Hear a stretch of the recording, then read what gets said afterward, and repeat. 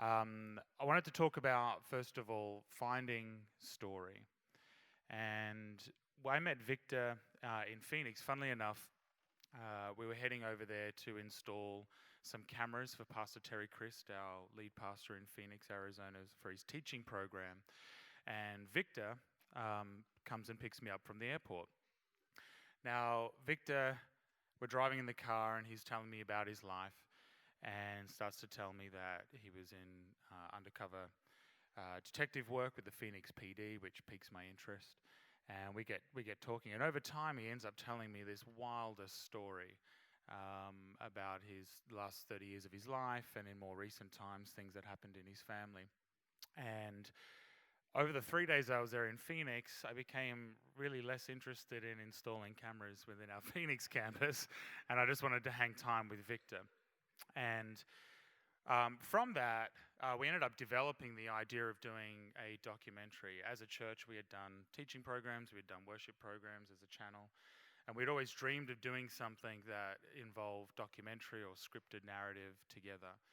And this story came through, just this random moment. What I learned out of that in the coming to this stage was that finding story doesn't often come delivered with a bright spotlight on it, and kind of the halo sound effect behind as this is the story you need to tell. And out of this, one of the big learning curves, I think, for me was being curious about people's life, asking questions. We were just in a car ride to where I was staying on the church property and unearthed this great story. And so as storytellers, as people who are out for finding stories, it was an incredible eye-opener for me that just by being curious, just by being polite, just by asking somebody about their life, right? Because we all find ourselves sometimes as storytellers or in production where you don't get past the, hey, how are you? Good, yeah, good. And then you go your separate ways, right? But stopping and saying, hey, tell me, what's your name? Where are you from? It's really interesting. And be genuinely curious about people's stories. That's where we find the best stories are often found, is by asking questions and being curious.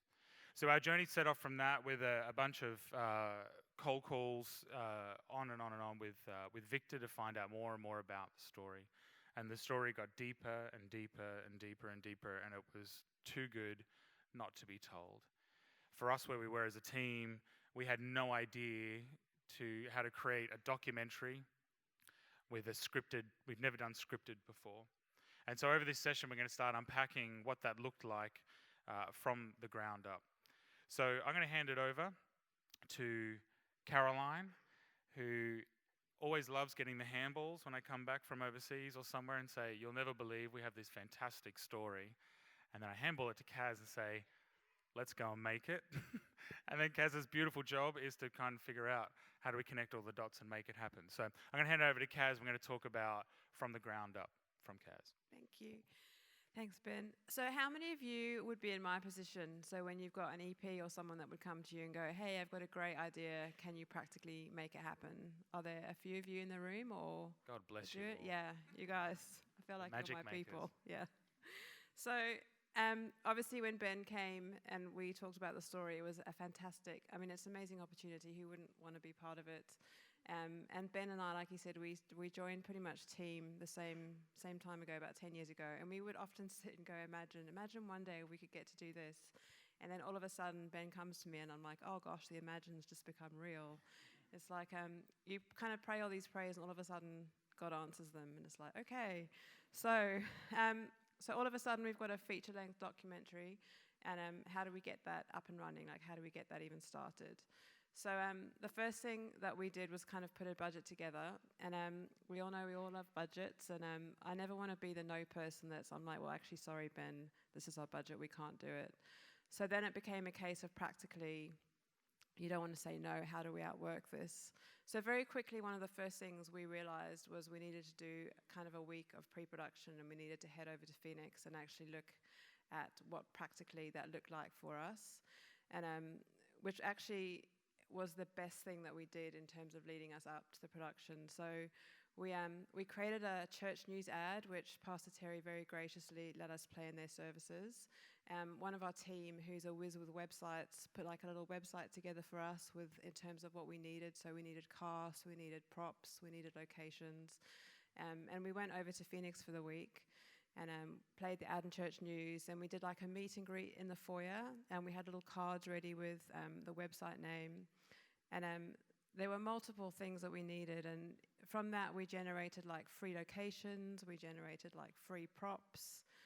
Because people were like, yeah, I've got a Mustang you can use, or hey, my dad's got a trailer park, you can come and film in the trailer park, and just things like that, which were just like, God blessing us. And so many volunteers, so many of the Phoenix church just put their hands up and they were like, whatever you need, I just want to be a part of it. And I think in the end we had something like, it was about 50 volunteers from Phoenix that helped us across the 3 weeks when we went over and filmed, which was amazing. It was incredible. Obviously, along the way, we had to navigate some things that we'd never navigated as a team, like filming in Arizona. What did that look like? So we worked with the film board in Arizona, who were awesome, because things we just hadn't considered, like, okay, well, if you're going to film in a neighborhood and you've got police cars with flashing lights and you've got prop guns, what did that look like? So practically, we had to have police with us on set. And there was even a thing where one location we were in, the police were like, no, that's too dangerous. We're not going to film with you. And they wouldn't go in. So we were like, oh, gosh, what are we going to do? Because, again, it's like, well, I don't want to go back to Ben and go to that trailer park we wanted to film in.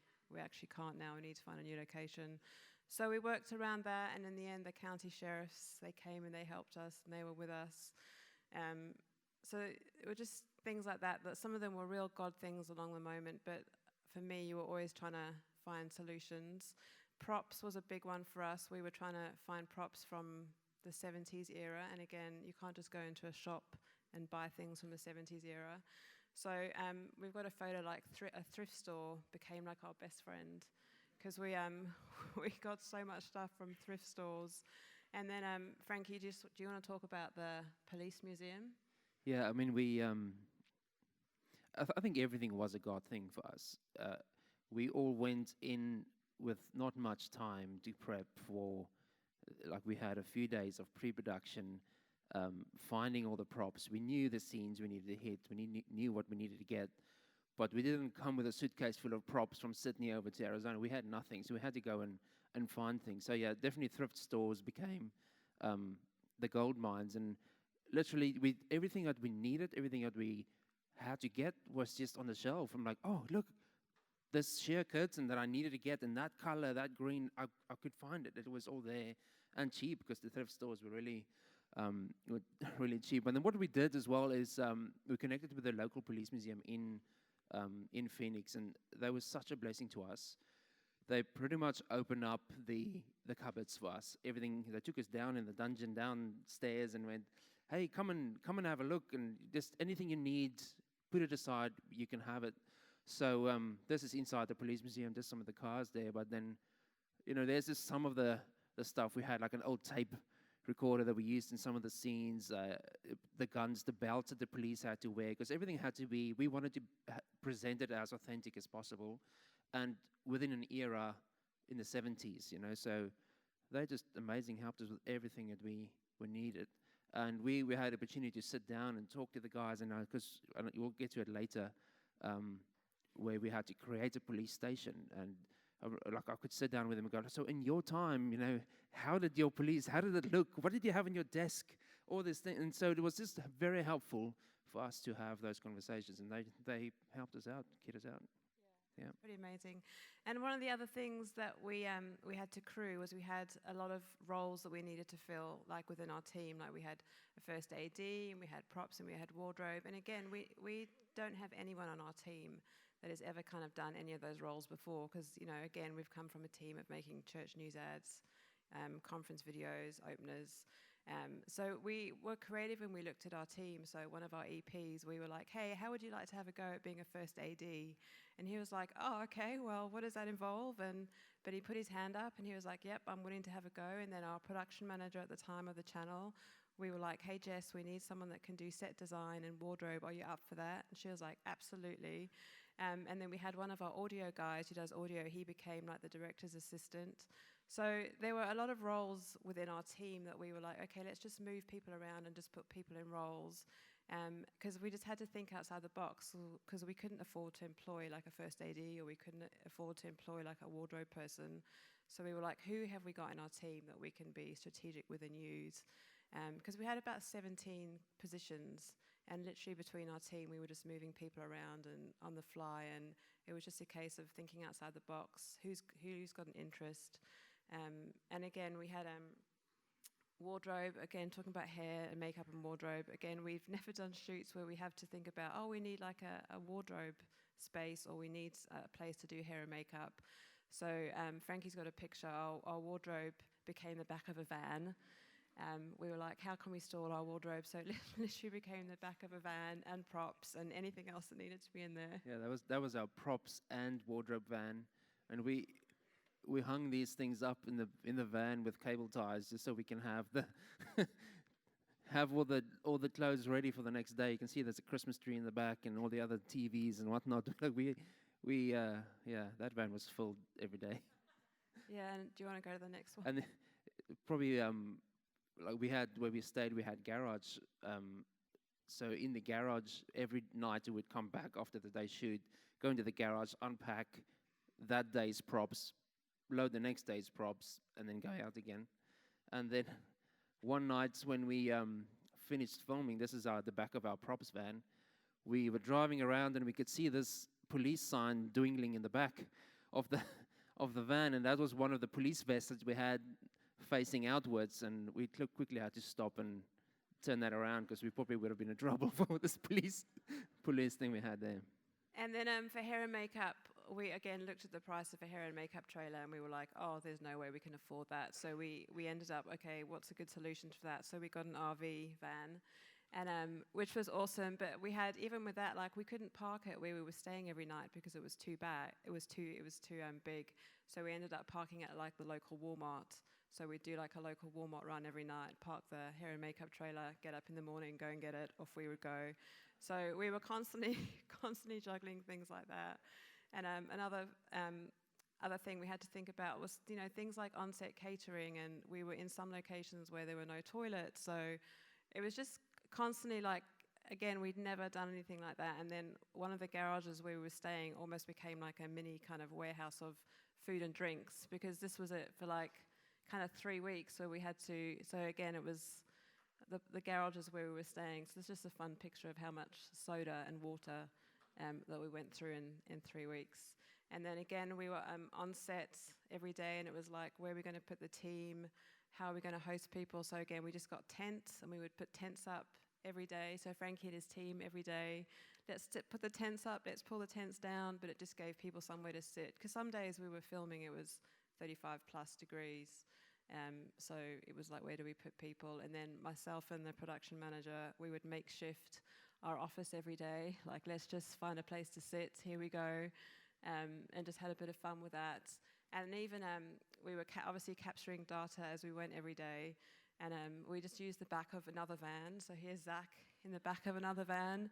And that became his mobile makeshift office, because, again, we didn't have that and we couldn't, do all the unit stuff. So we just had some fun on the way. And I think just to close, one of the biggest things that we did when we got to Phoenix that really set us up for a win was we met all the volunteers. We did a meet and greet night, and where we practically got all the releases signed. We took photos of everyone. So when we got everyone on set and we were ready to shoot, we weren't wasting any time because we'd done all that previously. And there was an opportunity for Ben and Paul, the director, just to kind of share the heart and the vision of the project. So pre-production was massive for us. I think by the time we got to Phoenix, we had casted everyone, we'd done all the locations, we'd met all the volunteers, and we were ready to roll. And then just another fun fact before I hand back is Steve, who I talked about. He's our EP, but he jumped into the first AD role, and we were short one day of police officers because volunteers we needed to have 15, and only I think 6 turned up. And Katrina and I got the call up, hey guys, we need another 8 people to jump in as police officers. So we literally just used all of our team. We went through all of our team and we're like, okay, you're free, you'll do. Quickly get into a police officer uniform. And even Steve, our first AD, so you can see him on the left in his role as a first AD on set. And then there he is in his police officer uniform, still doing the role of a first AD, I might say. So he was there with his comms on. But again, it was just a question of whatever it takes, how can we think outside the box, what do we need? And so I hope that's given you guys a quick glimpse into some practicalities. It was great to see Steve get the cameras set and everything and then call action and then quickly sprint over to the other side, compose himself and then walk naturally through like he's a policeman. That was quite funny. But Kaz giving that glimpse, it just reminded me that the power of the local church and the spirit of a local church. One thing I failed to mention about this story is it's a beautiful redemptive story. It's not about cops and robbers. There's a beautiful family story in the midst of it. And people knew Victor because he was a part of that local community for so many years.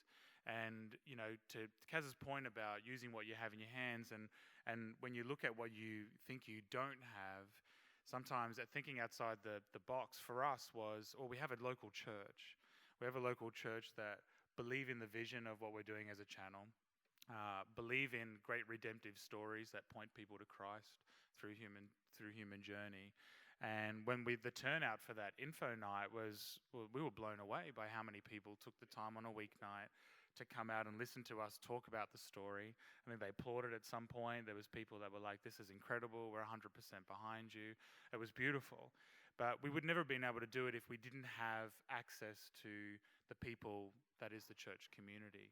And so within that, the things that we learn is that it's easy to look at the lack and think, we don't have the right amount of budget, we don't have the access. But when you actually stop and start thinking, and like Kaz said, we just prayed, and that's all we could do, is just really rely that God was going to bring the right people through. And we had high expectations to not let this project be something that was half-baked. When you have a vision for something and you think, we can bring 50% of that vision and then just go, it was a great exercise. Or we can go for 100% and then believe that God's going to fill the gaps in between. And he truly did on this one. So moving on, we're going to move over to Facing the Giant, which is first thing we're going to talk about. We interviewed Paul Nevison, our director. He lives in a state. Couldn't bring him down, so I was up there in post-production 2 weeks ago, and we filmed this little interview with Paul, which we'll play. In this particular part of this collab, we're talking about challenges and overcoming challenges, and quite often in filmmaking, storytelling, or whatever discipline people create, there can be a lot of challenges and obstacles, some mental, some physical. Thinking back on this project, although we're still in post, but from the beginning, what were some of the challenges that stood out for you, and what are some of the things that helped you kind of overcome those challenges? I think with any project you do, whatever it is, there's what you see and what your vision is usually always greater than the resources you have. So that's just, it doesn't matter what kind of project you're on. If you're on a $100 million film or something smaller, that's just the way it is. You're always wanting to do more than your resources are.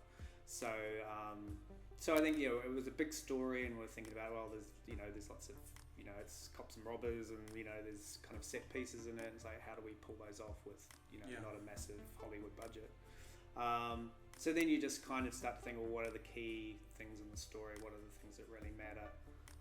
What are the things that are going to give you the most sort of emotional kind of response, because you want people to feel something. So I mean that's always just the frustration. So like what you see versus what you can currently do with your hands. So you just have to think about, let that not be an obstacle. Like you have to just think clever about how you can make things look bigger and look like you had more than you actually did. And then the whole process in post and everything is to try and cover your tracks, so to hide all the number 8 wire and tape and things that are holding everything together, because that's like the smoke and mirrors of it. But I think the main thing is like what you see in your head versus what you can do, and try to bridge that gap, and try to make it look like it wasn't a struggle. Yeah. But it's things like working with actors that haven't had a lot of experience from some things, recreating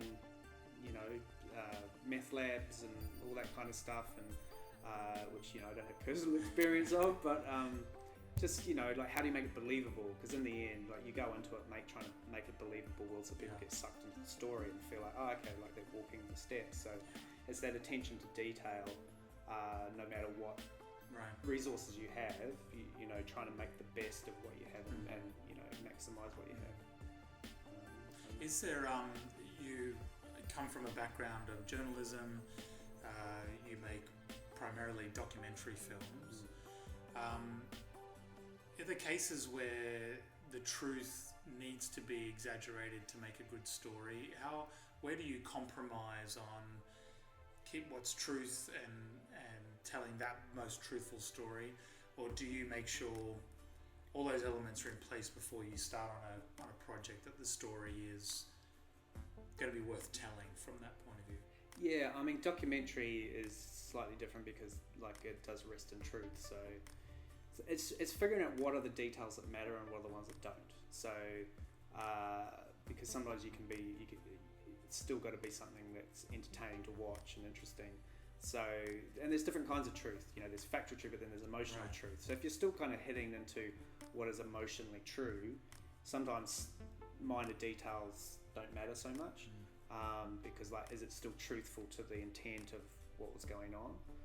So you have to make compromises along the way, but it's just deciphering which facts are actually really important to the story and the authenticity of the story and the characters, and what parts are sort of peripheral and they don't matter as much, because they don't change the gist of the story. But it's a balancing act, and particularly like in narrative filmmaking, you have much more leeway to do what you like, but in a documentary, like, you do have to stick pretty close to the facts, but it's just deciding which ones you highlight and emphasize, because there's, particularly in this story, there are so many different points, but you can't tell it all. So you go, well, zero in on which are the ones that kind of give you a sense of what the struggle was. I don't have to tell you every single thing that happened, but I can highlight a few things that get you into the picture of this was his world, this was his journey, and that's kind of what you're trying to do. Because it's all artificial in the end. As filmmakers, as soon as you put a camera in front of someone, even though they're telling their story, it becomes artificial in some way or other. So it's just trying to be truthful to the intent and to the spirit of the story and the people of whose story you're telling. The last thing I want to say, you've over the years you've worked on a lot of stories that have a faith thread to them, and we live in this world where there can be Christian stories told for the church, and then stories that we want to reach a broader net, maybe people that haven't had exposure to faith or the themes of faith. What's some of your takeaway kind of key points to telling stories that have a faith thread? Mostly, you don't have to. Let the story do all the heavy lifting for you. You don't have to labor it, and there's a difference between storytelling and propaganda. It's if I'm just preaching at you and telling you what to think, then you won't accept it. You'll go, well, that's what you think. But if you just let the story do it and trust your audience, then the themes will come out and they'll be affected wherever they are on their journey. So I think trying to go, well, this is my one chance to kind of ram the gospel down someone's throat. There's all different kinds of films, and I'm just saying the way I like to do it is to just let people join their own dots, go on their own journey, and discover it for themselves, and then that truth is theirs.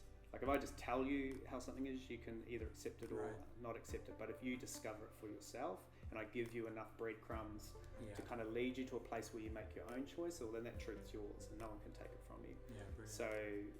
So that's how I like to do it, rather than being sort of obvious on the nose. Trusting your audience, because people are smart. People can read between lines, and just let people figure it out for themselves. And the strength of a good story will do it anyway. That's the power of storytelling, is it draws you in, and you take that journey and you make your own conclusions.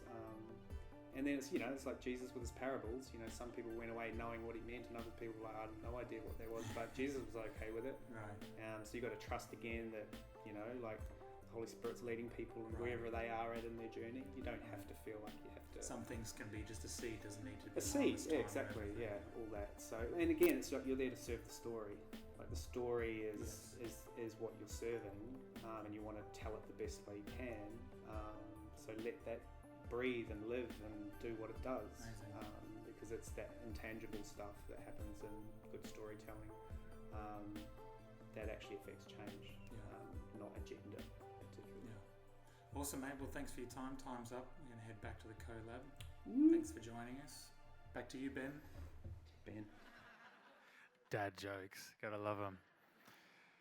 So Paul's been in our world, actually. He was a part of our team, used to put together our Vision Sunday pieces and tell some of our stories here at church. And he's one of the people that we felt was best person for the job, sorry. And that was Paul's first time doing anything in this space as well. There was probably nobody on our crew that had ever done this before, so everyone was kind of in the deep end on it. As I mentioned when I introed, Frankie is our technical director for film and television and channel, but on this he wore many, many, many hats. He is the master of all things, anything he puts his mind to, he does. I'm going to hand over to Frankie, who's going to do some more show and tell around facing some of the challenges and overcoming some of the obstacles we faced. Thank you, Ben. Well, thank you, Frankie. Here we go. Thank you, Frankie. I got the fun job. Facing the giants is definitely, we had to do a lot of things that you wouldn't normally do in a church environment, which is, creating meth labs. And, I read the script before going, and I'm like, okay, yeah, we need to create a few of these things. Yeah, cool. And it's only, and this is me being very honest, only really hit me once we were there. Actually, this is no big, small thing. This is actually a big deal. We're trying to do something really authentic here. So we had opportunity, and maybe it's just Phoenix and the people around, but there's there's people in church who's been in jail. They've been in they've done these things, So we had opportunity to chat to them, like Ken, one guy, and we had an opportunity. Well, I had an opportunity just to talk to him about things a little bit, and he even came at the end when we built our big meth lab. He came around, Ben brought him in, and we're like, can you just check, is this okay? And he's like, ooh, yeah, this looks just like back in the day, so that was but I think what it is and the story does do that justice as well, is this is not just, we've created cool sets and things. It's actually this is real people's lives, and that's what we try to portray through these things, is the devastation that this can bring. So I'll go through a few little things here. The fact that I'm allowed back in Australia, I think, is a miracle, because the stuff I had to Google to get us through, and I mean, I'm a big fan of Breaking Bad, just as, so that helped a lot, to create this thing. So we had to create, in the movie, there's 2 meth labs. We had to create, one was a mini lab, this was the mini lab, and we had a big mammoth lab. This was meant to be people in their house who did it on a smaller scale, come in, they got raided by the police, and this is meant to be in their kitchen, just like a little meth lab scenario. And I had Pinterest, I had Google, get images. I wasn't allowed to show it. I wanted to show them, but I couldn't. Just to show the references I had on how I eventually ended up, creating these things. And it's all smoke and mirrors, like dry ice. Like we had, how many trips of dry ice did you have to do for me to the... Probably about 10. 10 trips of dry ice as we filmed, take after take after take, just to get the bubbles and things going. It was still there, sorry. I went to, again, so now I'm in Phoenix. What do I do? Where do I get the stuff that I need? Luckily, there's shops around. So we went to a chemical lab, and they were very gracious. They even said, oh, no, use what you want to take it. So I just went in straight up. I went, listen, we are from a church. This is what we do. We only, imagine the thoughts in their mind. And I just went, we are creating a documentary. It's got a little bit of, myth and things in it. What do you think we should use? So it's kind of trying it all out. And anyway, he was very gracious. The guy said, take what you need, use what you want, and what you bring back clean, as if we didn't put water or anything in it, we will take that back and give you a refund.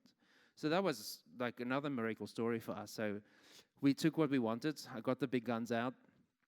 And we also went to some paraphernalia stores to get things. And it's all legal, it's all legal in California now anyway. But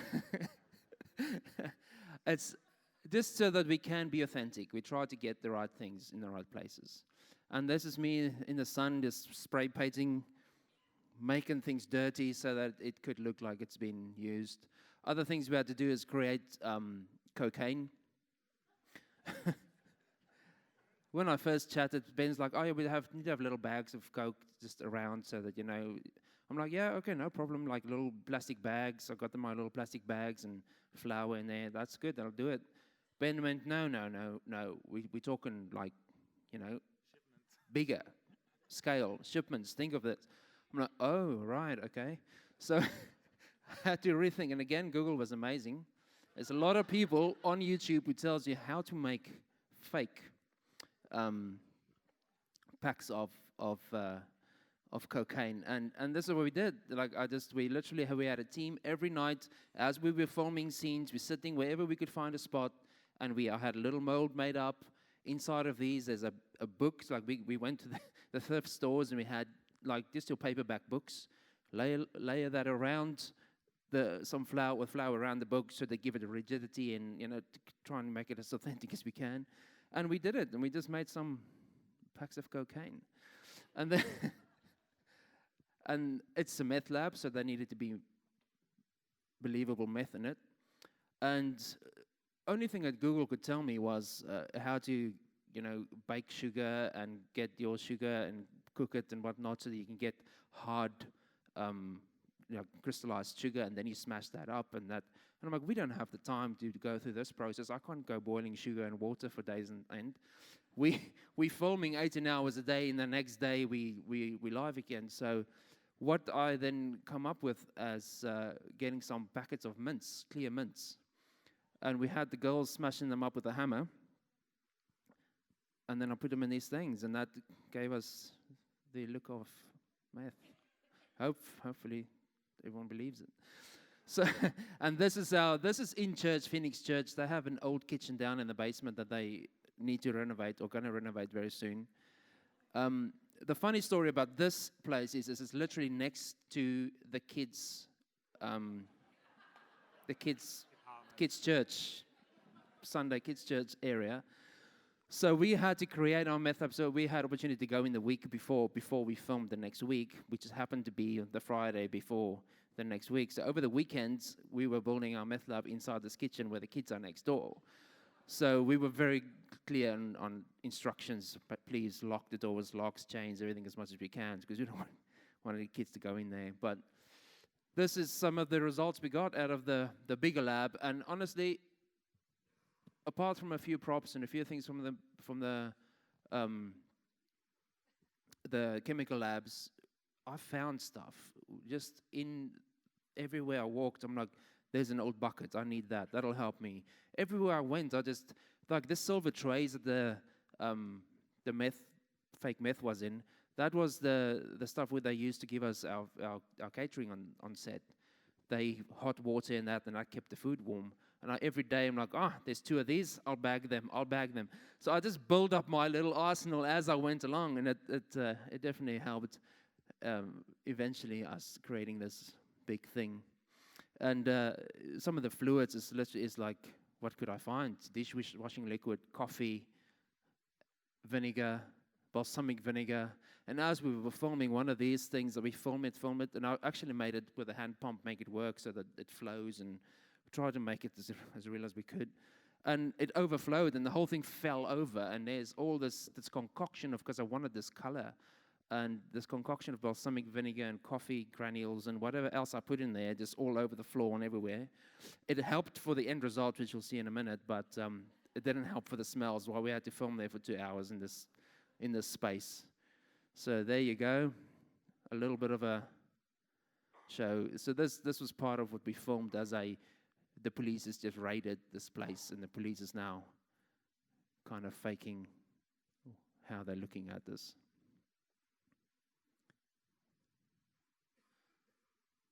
You can see all the brown liquid, that's my spillage. Wasn't planned, but it made it work for authenticity.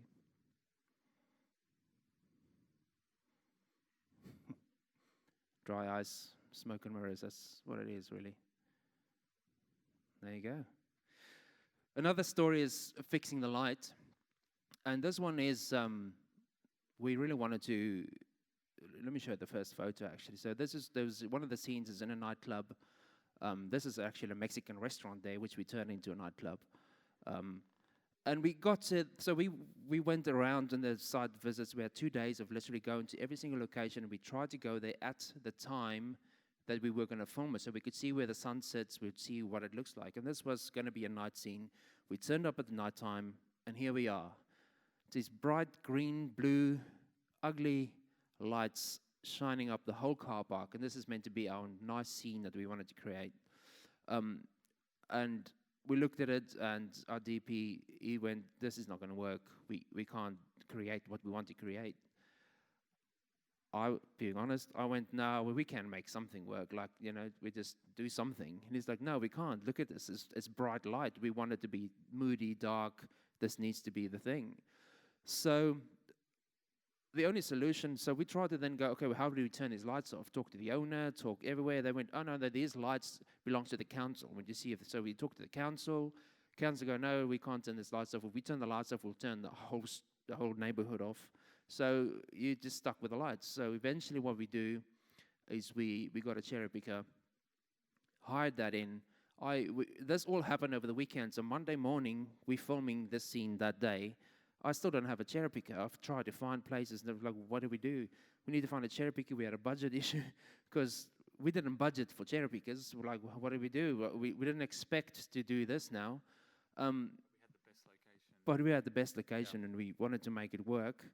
So we scrunched a few things. We got up there, got the cherry picker, put some black wrap all around these street lamps, covered it up. It helped us get some amazing photos, which was awesome. Sunset from there, like we got some good photos.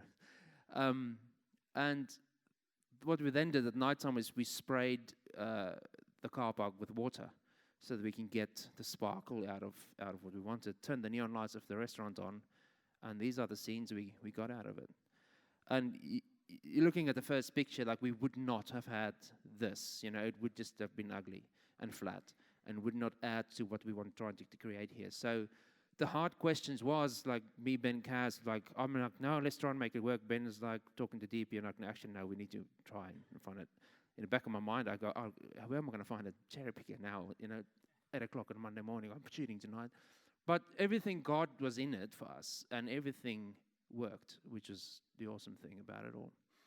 So there you go, the grave. Part of the trailer which you saw, there's a few scenes of that, and in this story, like someone gets killed and they get buried in this grave. But when we did the site visit and everything, the owner said, oh, no, we've got a thing, we can dig a hole for you, no problem. It's all good. So fine. I'm like, good, we're going to have a hole in the ground. We turned up, and there's no hole. I'm like, what's happened? Oh, no, it's somewhere someone decided that, no, we didn't need the hole anymore in the ground. I'm like, okay, that's good. So what do we do now? And now it's another budget question, like we get a digger out so we can dig a hole. But we've already spent our budget on the cherry picker the day before, so what do we do now? So there's some scenes of, coming out of it, but then we had to dig a hole. Me and Matt, we looked at each other and we thought, okay, so what do we do? Like, there's no money. What do we? And also we want to save money as we go along. So we decided, okay, let's just go for it. We dig a hole. So this is the hole when it was about 3 foot deep.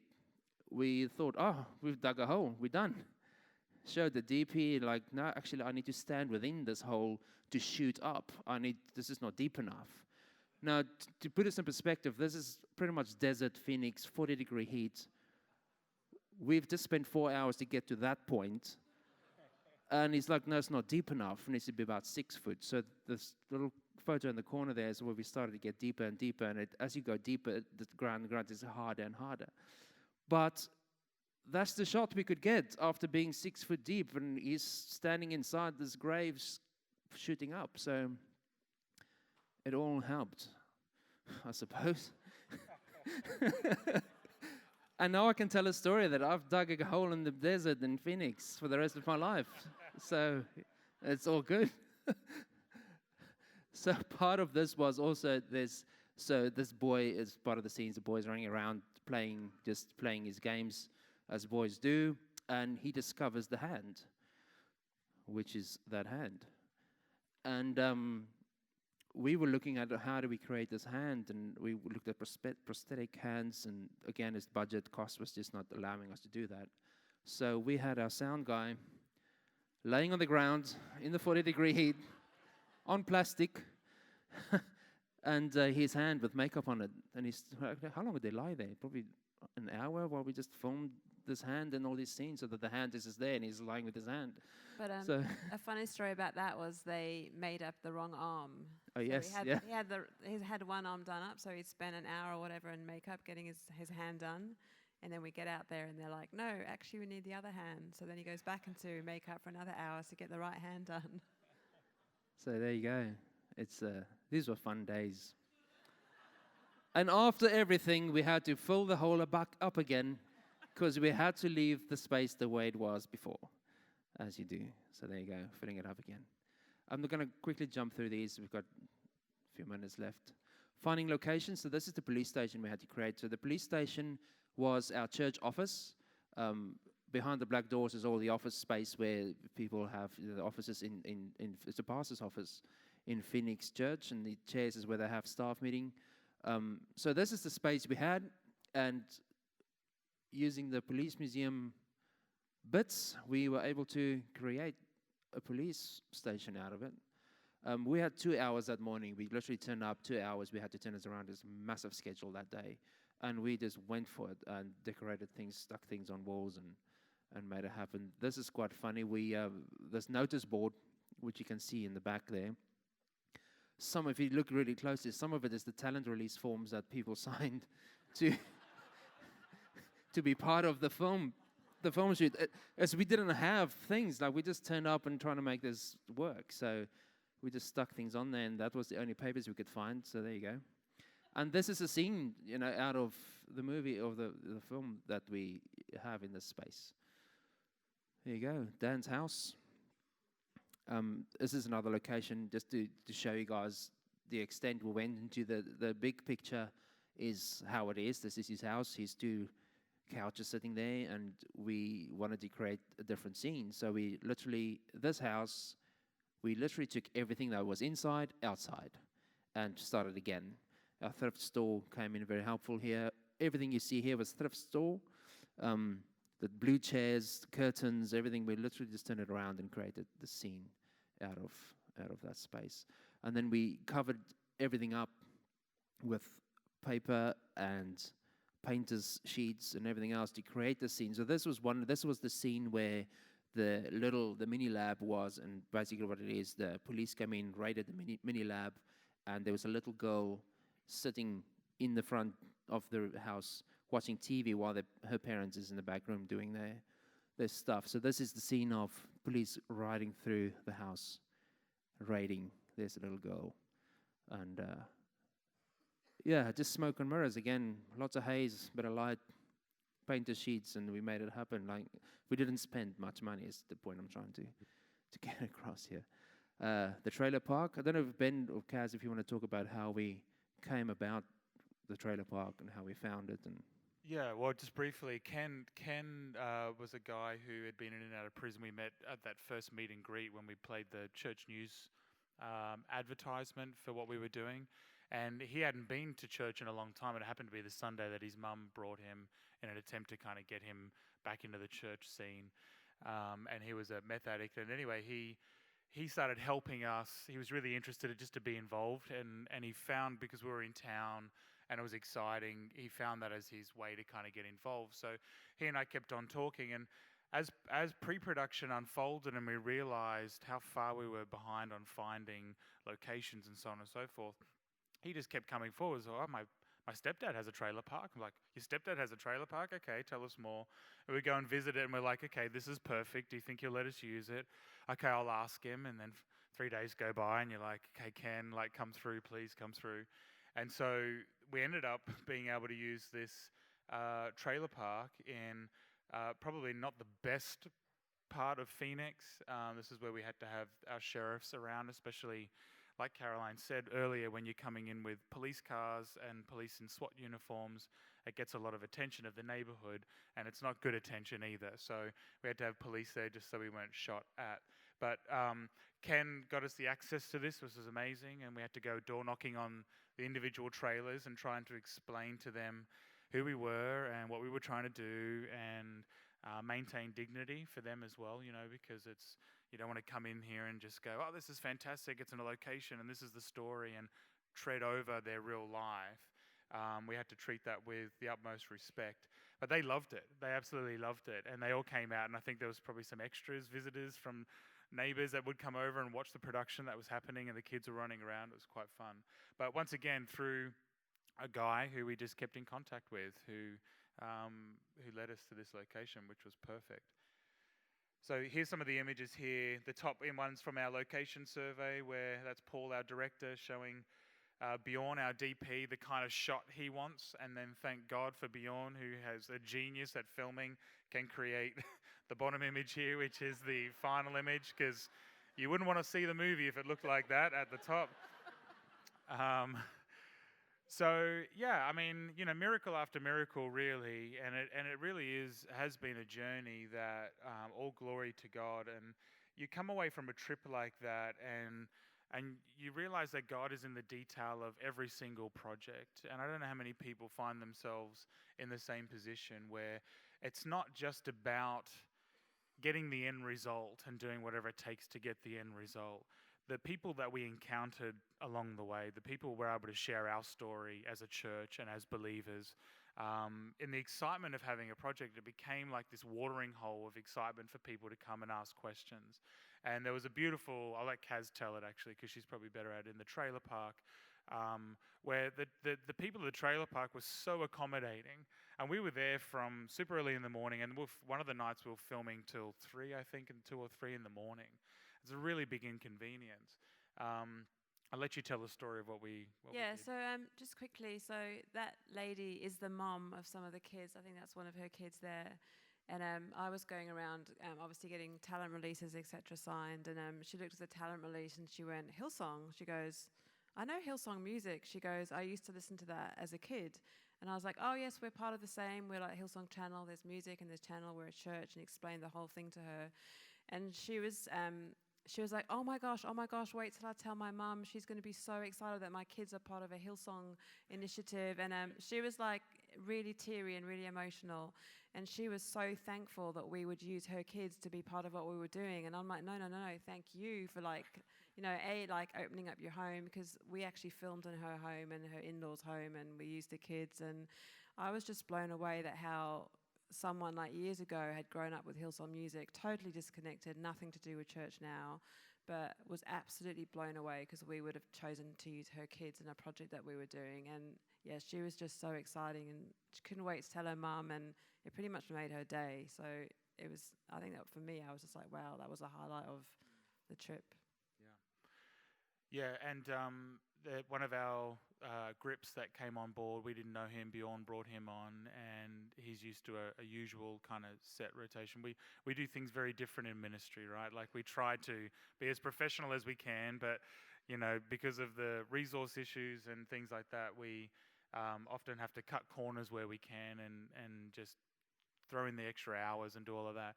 And by the end of it, he was blown away. He was hugging everybody at the airport and saying how much of a great time he had. And he worked really hard. I mean, he was shocked at how much extra, the extra, right, where you go to do the job, but then there's extra.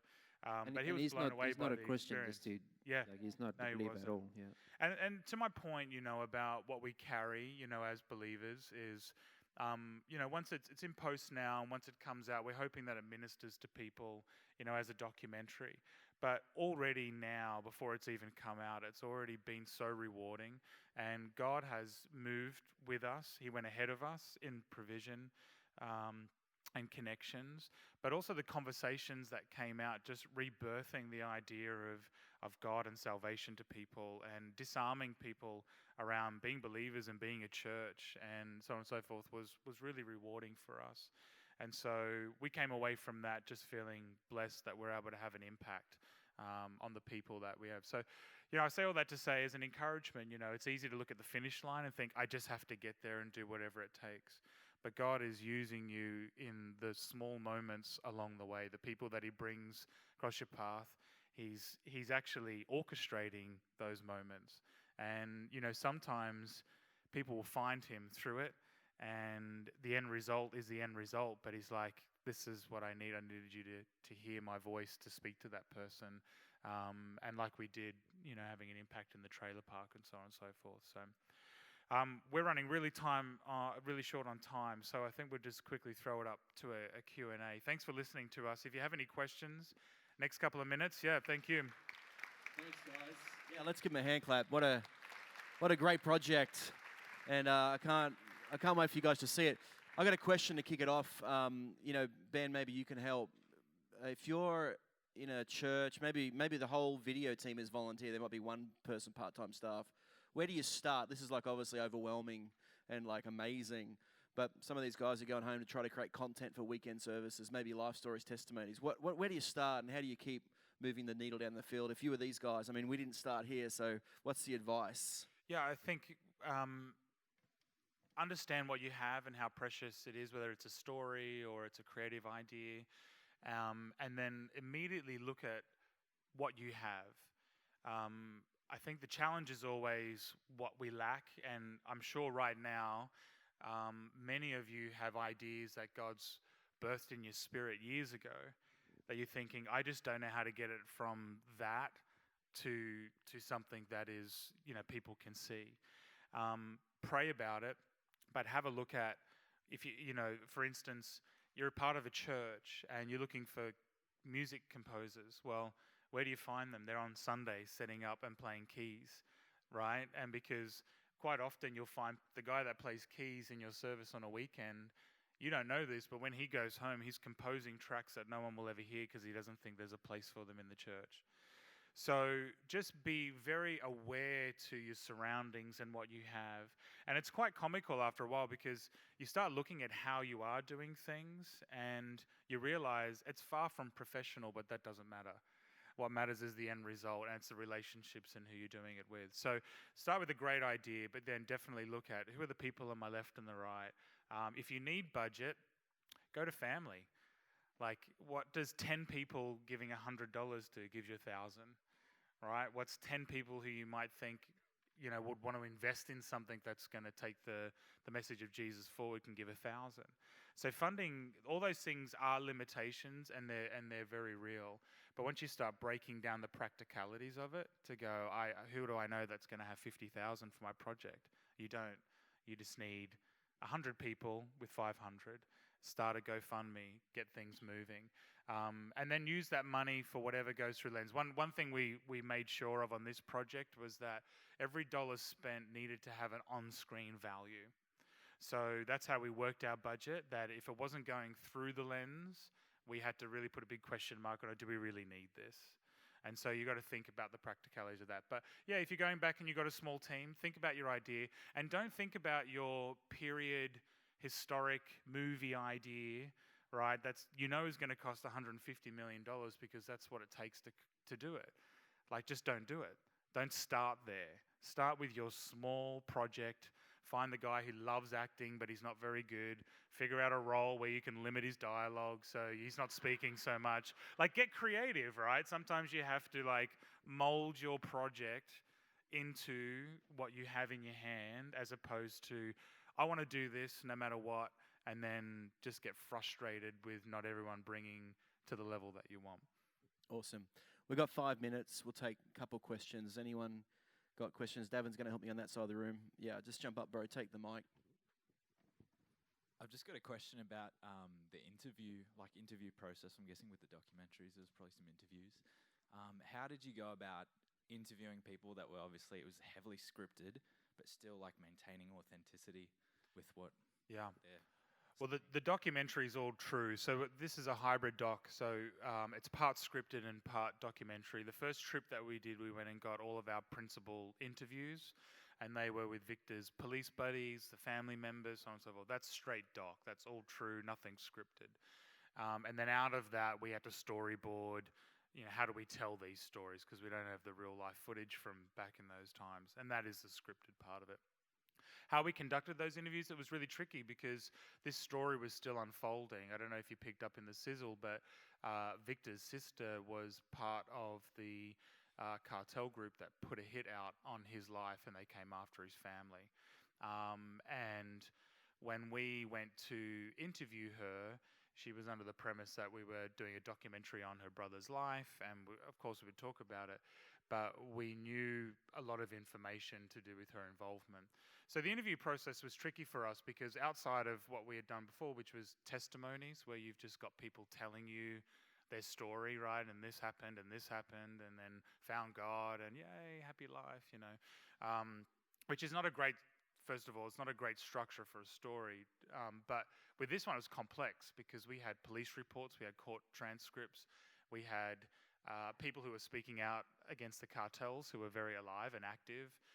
We had a lot of things to consider within it. So the interview process was really interesting. But also we had a lot of people having to recount things that happened in the year 2000 and happened in the mid-90s. And so you're asking people who had not thought about this for a while, especially talking to police, because this was one case 20 years ago to them. And since then, they've done so many high-profile cases. And so we're asking minute details. What was it like when you first turned up in the raid? What did you see when you saw? They're like, oh my gosh, let me think. And we're refreshing them. So it was an interesting process, but we got there and we got as many interviews as we could. But it's always thrilling when you get great subject matter, when you interview people with great subject matter. And I think that's the key. If you're ever interviewing, whether it be for church or something like this, if you're not interested as they're telling you, it's probably a good sign no one else is going to be as well. So if you're an interviewer, your compass has to be there. If you're feeling like you're dragging a story out of someone to try and make it interesting, sometimes it's best just to park it and go, you know what, I'm going to come back and revisit this. I'm going to find another story that actually interests me. That's good. Over here with Davin. My question is, so you see with a lot of faith-based films that it kind of turns into its own kind of form of ministry where there's follow-up and that kind of thing. This being such a crime and all that kind of thing, in a way I don't really see it. Do you guys have, I guess my question is, do you guys have a plan for it to have ongoing outreach with other resources? As well as, I just want to get your input on what your plan is, and was documentary making something you guys always set out to do with the channel, or is this just an opportunity that came around, a God-inspired opportunity? And then my third question is, what do you do with all the meth lab stuff? Well, first of all, the vision of the channel's way bigger than just bringing what happens on a Sunday service captured through the lens. We have an appetite for all formats: reality, documentary, feature film, scripted, non-scripted, so on and so forth. How we get there is just a matter of time, really, and then figuring out how we do it. And this project really was a catalyst, I think, for more things to happen, because we didn't know how to do scripted and narrative and casting. At the core of it, and the sizzle doesn't do a great job of it because it's just a sizzle we put together to pitch for potential distributors outside of the channel.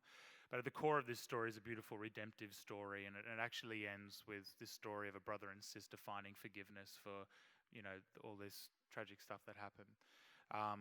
But that's where, when you think about the channel, if we were making this for church, there is no platform for it, because it's a feature-length documentary. How many of your pastors would say, yeah, no worries, we'll just stop church so you can play your movie to everyone? It's not going to happen, right? So this only came about because we had a channel, we had a platform to be able to tell stories like that. and we wanted to flex muscles in other areas outside of what we had been doing to that point. The beautiful part of this is that it's a true story, and faith's very much at the center of it. So that's the only reason why we did it. And like I said, it's not a cops versus robbers or cartels versus cops type story. That is very much the landscape of it. But we're always looking for great, gritty stories. I mean, you think through now, content is in high demand. There's so much noise out there. Everyone probably has Netflix. Maybe you have a Stan subscription too. I do here in Australia. If you're in the US, there is so much. So you've got to find out, how do you cut through the noise? And how do you reach people on the fringes? That's definitely what we have a heart for.